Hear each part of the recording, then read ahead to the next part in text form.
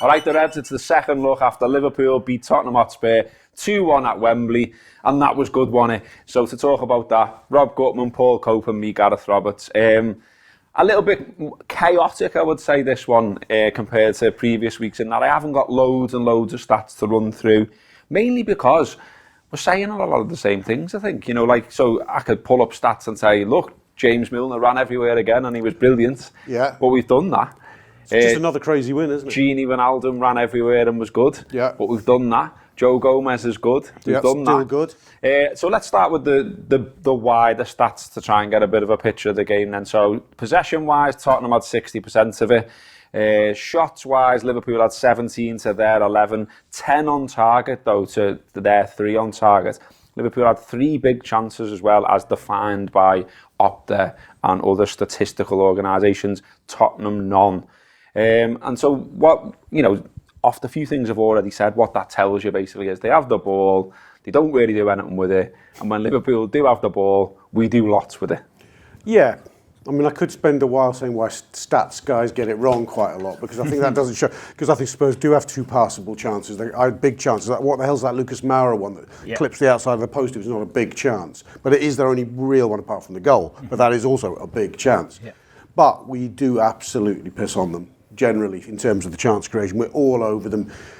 Even I was actually shocked coming out of the ground how much neutral opinion, even Spurs fans' opinion was, yeah, that could have been 4 or 5. People were picking big numbers. I thought, wow, I didn't realise we were that much on top. And then when you watch it back and you see the quality of chance we had, it wasn't just quality of chance, it's quality of we're one ball away from making, you know, another fantastic opportunity.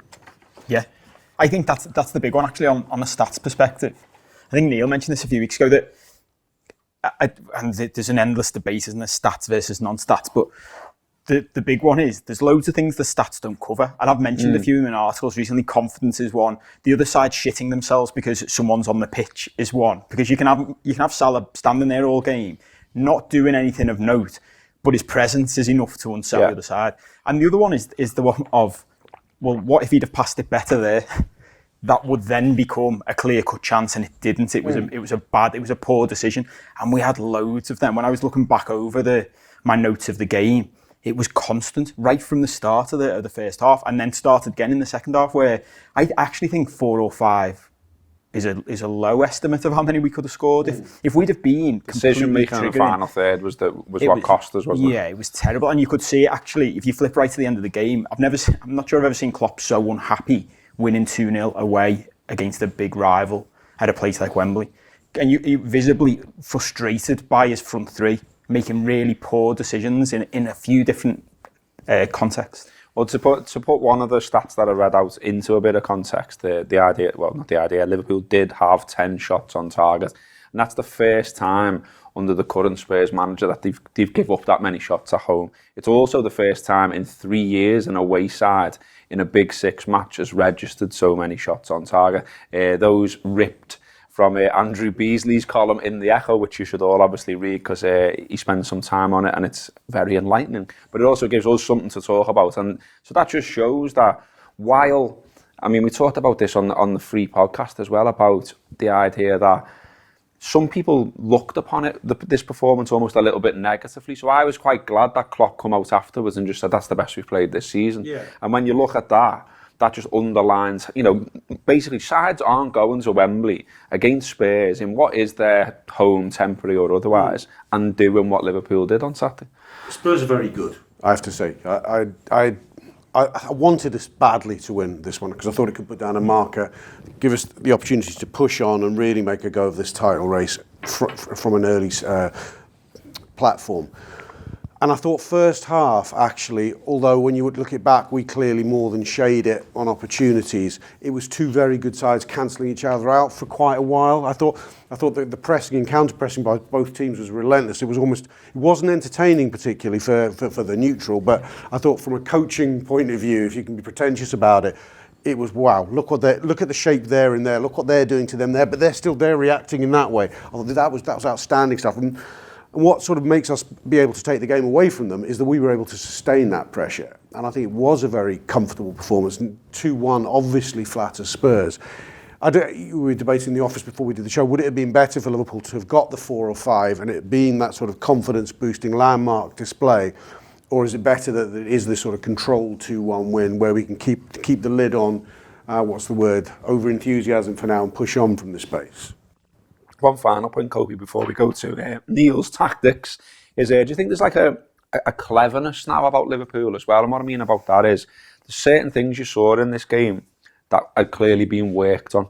And maybe we're seeing that a little bit more than in the past under Klopp. And maybe it's simply because he's been with this group, or a lot of this group now, for nearly 3 years. So they understand the basics of what he wants coaching-wise. So maybe this means he's got a little bit more time to work on smaller things. So the way they clearly targeted the keeper on the corner that Van Wijnaldum ends up scoring from. But also as well, something I've spotted sort of across the games we played this season is a high line of set pieces from the opposition, but it works. It looks slightly dangerous, and you hear commentators sort of getting a little bit of a panic about it. But it works because it's being drilled and they're all on it, and they've got the confidence in each other where they're not going, oh, hang on, I'm just going to actually drop back because I'm not sure. And they're catching a lot of sides offside, a lot. Yeah, there's loads of this stuff going on now. I've mentioned to Rob before that I've started watching the City documentary, which I wasn't going to, but everyone's been banging on about it. And I'm only up to like the second episode. But any good? It's all right. It's a bit like being Liverpool. And I think it's just got a bit more like Amazon razzmatazz about it. So they're getting away with it a bit more. And there's loads of it that actually seeing behind the scenes, I'm still a bit like, is that all there is to it at elite level? But in the last one, he talks about Pep's talking about John Stones, and he's talking about how he'll be, when they signed him, and the guy they had from Barcelona, who's the fella who's Chicky or whatever his name is. Cheeky Bagheera-Stein. Cheeky Bagheera-Stein. That's good. Cheeky. I like that. Yeah. He was saying this guy's going to be the best centre-back in the world. And we know he makes mistakes. And Pep was saying a similar thing. But he was talking, and this was dead interesting. It was just sort of a very small snippet of conversation. He was saying, we'll turn him into this player over a course of a number of seasons. He will make mistakes, and he'll make 2 mistakes this season. And then the aim next season is to make 1 mistake. And then the aim the season after that is to make no mistakes. And I think that's where football fans in particular, we're really impatient for things like that. So we think it should go, manager comes in, now they don't make any mistakes. But that's not how they're looking at it. He's got a long contract, so he can go, right, I can't teach you all the stuff you need to know straight away. So I'll work on you this season on this thing, and we'll get that thing down, and then next season we'll add this to it. And you can see now how that's starting to come together, the high line. And also as well, you've got to bear in mind, it's the dropping the players into that as well. So he might say, right, ideally I want to play this high line to defend set pieces, but I can't with Mignolet in goal. It just won't work. He's too shit. When Karius comes in, and just even his style, he doesn't. We're trying to make him come off his line, but he doesn't want to. So that's where you get this thing where when I used to feel sorry for Mignolet because people would be like, oh, he looks indecisive. Like, yeah, that's because his natural instinct is to stay on the line, and everyone's telling him to come off the line, so he's got to think about it. Whereas Alisson and Karius, to be fair to him, their instinct is to just go. So once you've got that new player, you can go, okay, we're going to start doing that now, and we've got Van Dijk, and we've got then they all start clicking into gear, and that's where you get these little sort of. That's why the whole Andy Gray thing about the throwing coach is just ludicrous, because the whole point of the highest level of football is small details. When you can work on the 1% changes or the 0.1% changes, that's what separates you to win a league. That's the truth of it. Can I talk about that high line set piece defending thing? Because that really intrigues me, because for years, I think for decades, Liverpool have been caught out by that. From the Roy Evans teams, you go, oh, why are we the team that concedes off this goal? It's because you get dragged too deep in this one touch. I'm really pleased to see the high line thing. But I just don't understand, why haven't coaches worked out you just have one bloke 10 yards behind the line of the men at the front who breaks the line, a third man run. You can't track him. If they're all going that way and he's running from that way at pace, you can't track him unless you body him. Yeah. Well, someone's going to work this out. You've seen this video now, haven't they? Well, that's it. Well, Pep watches this as well. What have I done? But that's the thing. There is loads in footy where you think loads of stuff is done, like in business or in life, because that's the way it's always been done. And something becomes this new way of doing something just because someone goes, oh, we'll try that. Like the kicking the ball under the wall when everyone jumps. And then someone goes, okay, we've got to have a lad lying down behind the wall now because... Yeah. Well, that's just it. Why did no one think of that years ago? It's all part of the same stuff, isn't it? Yeah. Well, it's Neil now looking at where the match tactically was won and lost on Saturday. So much of top-end elite football is about problem solving. One manager looks to set some problems for his opponent, and the players on the pitch have got to try and deal with that, whether it's communication from the sidelines or themselves. Now, Jurgen Klopp was hugely frustrated with what was happening in the final third. He was hugely frustrated with Liverpool's decision-making across the course of the 90 minutes against Tottenham in that final third. But he will have gone home hugely satisfied with the way his other 7 outfield players and the goalkeeper dealt with the problems that Tottenham tried to pose them. Look at the setup from the outset of the game. What Tottenham tried to do was play a little bit of a compact diamond in here, push the full-backs up, and then look to really contain Liverpool in these areas, stop them from playing and go from there.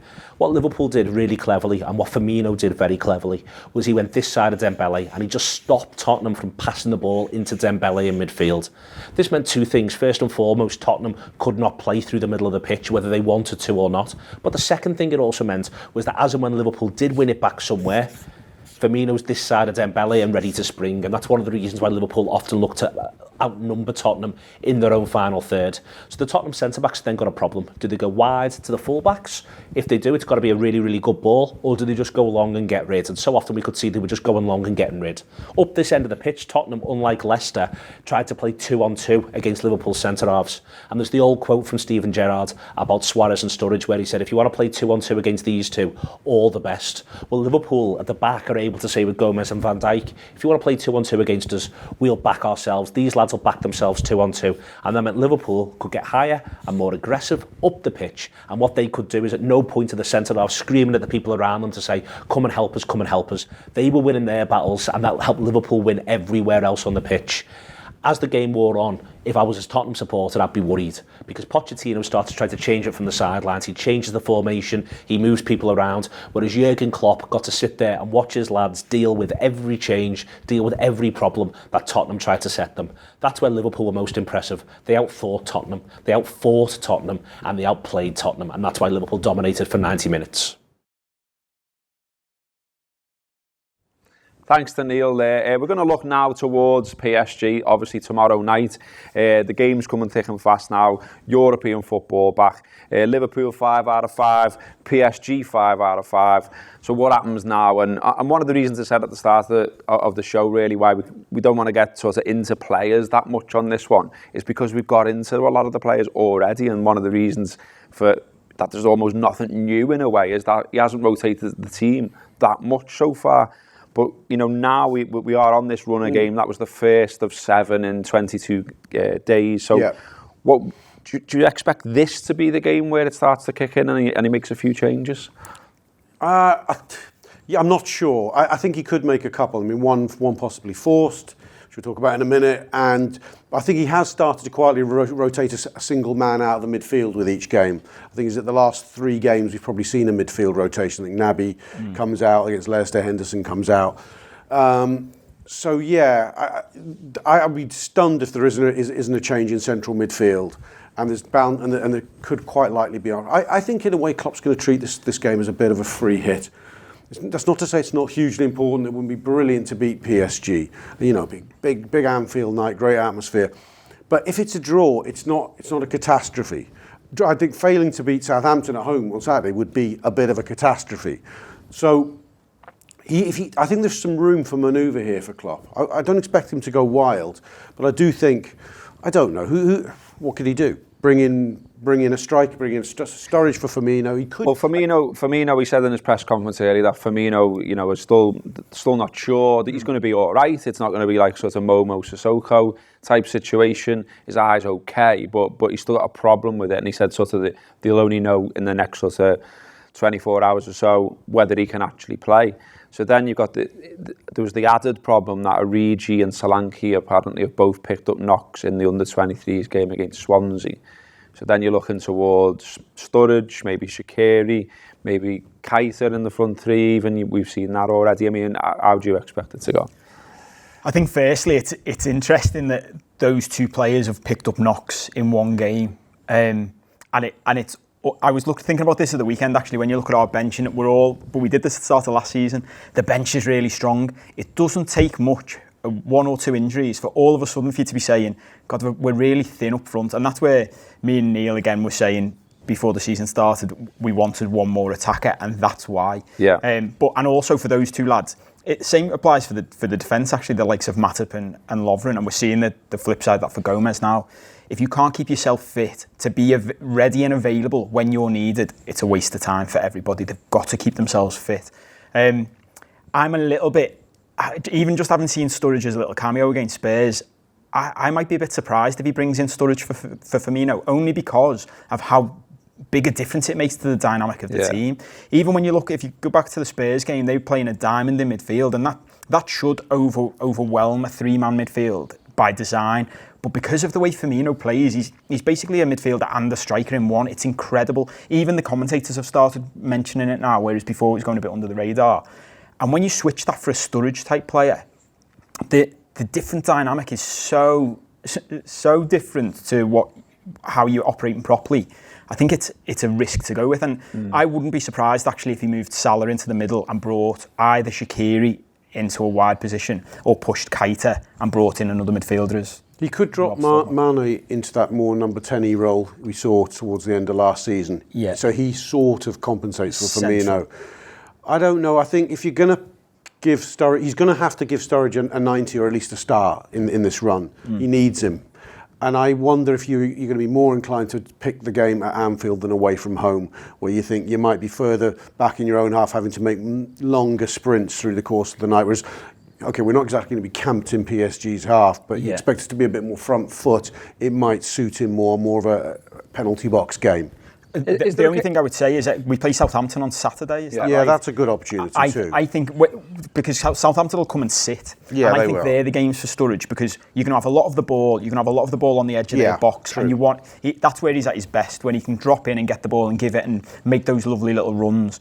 And he's not going to have to do much in the opposite direction. Whereas against PSG, when you look at their likely team, I haven't heard of half of their defence or their goalie, but I have heard of their front three and two of them, the centre midfielders. So that's where all their threat is. You're going to have lads coming back the other way to put pressure on. I was just about to say that, is there almost an argument to say, because the game Saturday was 12:30, and because we're at home now and there's no real sort of disruption because we're at home, is there a case to say you could get away with it one more time, if you like, in terms of basically playing this team or thereabouts again, and then look to rotate maybe Saturday for Southampton? Yeah, I think he'll go out with what he considers his strongest team rather than a rotated team. Yeah, in that sense. But I just think rotation happens a bit naturally here. But it's not a 4 or 5 change job. It's a 2 change job. It's one in midfield and it's one up front and it's one that's enforced. I think the only thing that might be at the back of his mind is you don't want to suddenly have to feel, if he literally played the same 11 against PSG as he did against Tottenham, then you start to think what a leg's going to be like for half a dozen, 7 or 8 of them against Southampton. And then you go, well, hang on, if we make 5 or 6 changes for Southampton, you then start to put risk into a game that should be a banker. You know what I mean? So, I don't know. Yes, I get the argument that he should be unchanged, but I still think 1 or 2 changes have to happen. I think the run actually works out pretty well for us, because I don't think we're sort of on the same page, but I don't think he needs to make wholesale changes. And I think if Firmino was fit, he probably wouldn't, other than the midfield one. You mentioned that. I agree with it. It's just sort of been happening without even anyone noticing it, because he could basically go same again for PSG and then switch 3 or 4 for Southampton. Whoever's the most leggy, switch them for Southampton. Because in the middle of the whole run, you've got it sounds bad, the run we've got, but when you think of it, well, Chelsea's right in the middle of that in the League Cup at home. Well, that's your wholesale changes game right there. Whilst it's Chelsea, you're fairly comfortable with it on the basis that it's the LeagueP, we're at home. And it feels like for that one, you could go all the way down to, you could be saying like Camacho and Jones and, lads like that. Even before then, we looked the other week when we were talking on this about the second 11, which is the same as our first 11 from about 3 seasons ago. You've got a second 11 there that is well good enough to play Chelsea at home, and it's loads of them are internationals who can all come in and should do a job, and that's without even getting to the Camachos and the rest of it. I've looked at that round. Where it gets complicated is the last 3, where you've got Chelsea Sunday, Napoli Wednesday, or Chelsea Saturday, Napoli Wednesday, and then City Sunday.